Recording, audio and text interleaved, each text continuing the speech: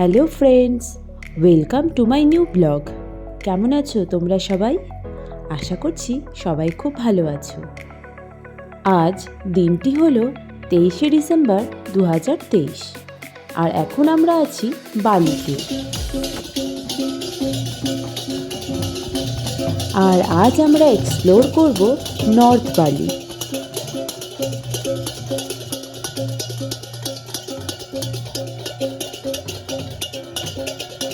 তাই আমরা সকাল সকাল ফ্রেশ হয়ে চা খেয়ে বেরিয়ে পড়েছি আজ নর্থ ভ্যালির উদ্দেশ্যে।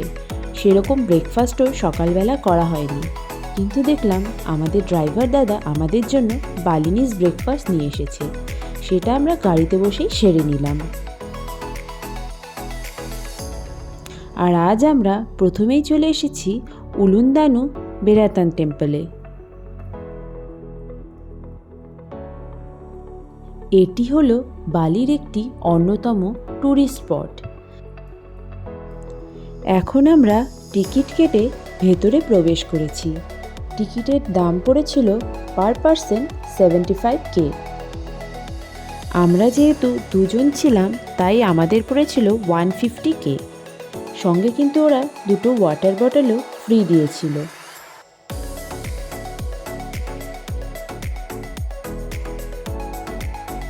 ভেতরটা কিন্তু ছিল খুবই সুন্দর, আর সকাল সকাল ওয়েদারটাও বেশ ভালো ছিল। সামনের এই যে গেটটা দেখা যাচ্ছে, বালির প্রায় প্রত্যেকটি টেম্পলেই কিন্তু এই টাইপের গেট দেখতে পাওয়া যায়।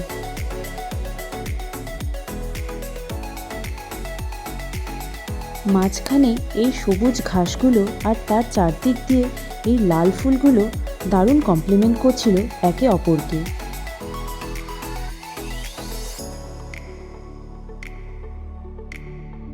কিছুটা হেঁটে গিয়ে এখন আমরা চলে এসেছি একদম টেম্পলের সামনে। এই টেম্পলটি বেদগুল পাহাড়ের কাছে ব্রাতান লেকের পাশে অবস্থিত। এই যে পেছনের পাহাড়টি দেখা যাচ্ছে, এই পাহাড়টির নাম হলো বেদগুল, আর এই যে লেকটি রয়েছে এটি হলো ব্রাতান লেক। এই উলুন্দানু বেরাতান টেম্পলটি হলো বালির হিন্দু মন্দিরগুলির মধ্যে অন্যতম একটি মন্দির। এই যে পেছনের লেকটি আছে, এখানে কিন্তু বোটিংয়েরও ব্যবস্থা আছে। তোমরা চাইলে এখানে বোটিংও করতে পারবে। আমাদের যেহেতু এখান থেকে বেরিয়ে অনেকটা পথ যাওয়ার ছিল, তাই আমরা আর বোটিং করিনি। আমরা কিন্তু এখানে বেশ সকাল সকাল এসেছিলাম, তাই যখন এসেছিলাম তখন বেশ ফাঁকা ফাঁকা ছিল। বেলা বাড়ার সঙ্গে সঙ্গে কিন্তু এখানে ভিড়ও বেশ ভালোই বাড়ছে। আমরা এসেছিলাম উবুদ থেকে কিন্তু এখানে আসতে প্রায় 1.5 থেকে 2 ঘন্টার মতো সময় লেগেছিল।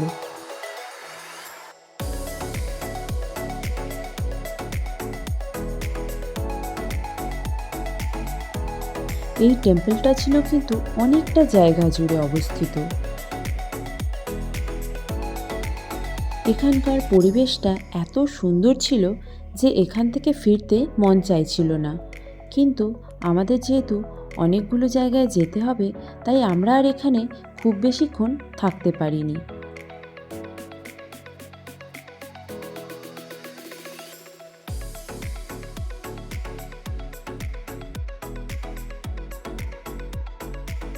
এখন আমরা যাচ্ছি সেকুমপুল ওয়াটারফলের উদ্দেশ্যে। এখানে কিন্তু টিকিট 2 রকমের আছে। একটা টিকিট হলো 150K, যেটাতে গাইড শুধু তোমাকে নিয়ে যাবে সেকুমপুল ওয়াটারফলে। আর একটা আছে 250K, যেটাতে 3টে ওয়াটারফলস দেখাবে: ফিজি ওয়াটারফল, সেকুমপুল ওয়াটারফল এবং হিডেন ওয়াটারফল। এখানেও কিন্তু টিকিটের সঙ্গে সঙ্গে আমাদের 2টো ওয়াটার বটল দিয়েছিল এবং সঙ্গে ছিল গাইড। হেঁটে যেতে টিকিট কাউন্টার থেকে প্রায় 20 থেকে 25 মিনিট সময় লাগে। আমরা যেহেতু সকালবেলা সেরকম কিছু খেয়ে বেরোইনি, তাই আমাদের বেশ খিদে পাচ্ছিল। তাই ওখানেই একটা দোকান থেকে এই নাটসটা আমরা 60K দিয়ে কিনেছিলাম। খেতে খুব একটা খারাপ ছিল না। রাস্তাটা যেহেতু একটু ভেজা ছিল, তাই গাইড আমাদের সাইডের এই সিঁড়িগুলো দিয়ে নামার জন্য বলছিল। ফাইনালি এখন হাঁটতে হাঁটতে আমরা সেকুমপুল ওয়াটারফলের দেখা পেলাম উপর থেকে। ভারী সুন্দর লাগছিল দেখতে কিন্তু। আর ওই যে দূরে একটা সরু ওয়াটারফল দেখতে পাওয়া যাচ্ছে, ওটি হলো ফিজি ওয়াটারফল।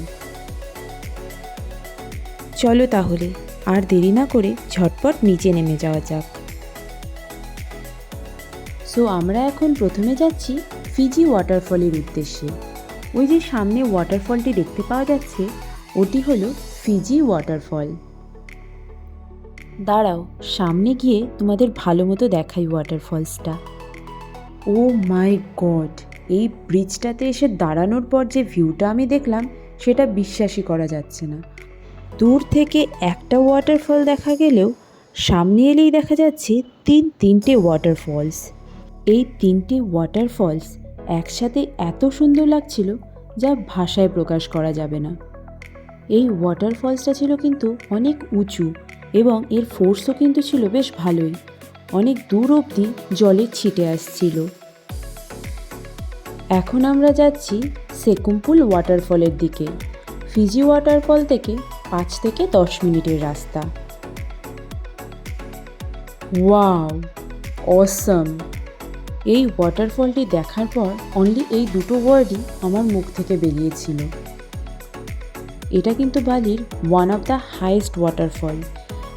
আমার খুব ইচ্ছা ছিল সামনের এই উঁচু পাথরটিতে উঠে কতগুলো ফটো তুলব আর ভিডিও করব। সেই জন্য এই পাথরটিতে উঠেও ছিলাম। পাথরটি কিন্তু ছিল এই ওয়াটারফল থেকে অনেকটা দূরে, কিন্তু এই ওয়াটারফলসটা এতটা উঁচু ছিল আর এর ফোর্স এত বেশি ছিল যে আমাকে প্রায় ভিজিয়েই দিয়েছিল।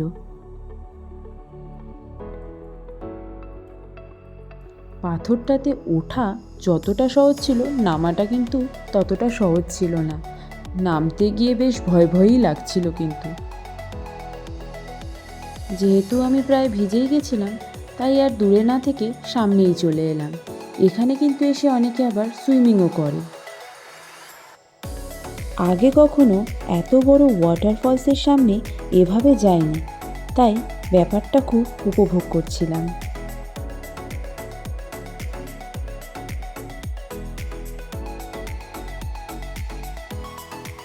এখন আমরা যাচ্ছি হিডেন ওয়াটারফলের উদ্দেশ্যে। সেকুমপুল ওয়াটারফল থেকে ওই হাঁটা পথে 5 থেকে 10 মিনিট।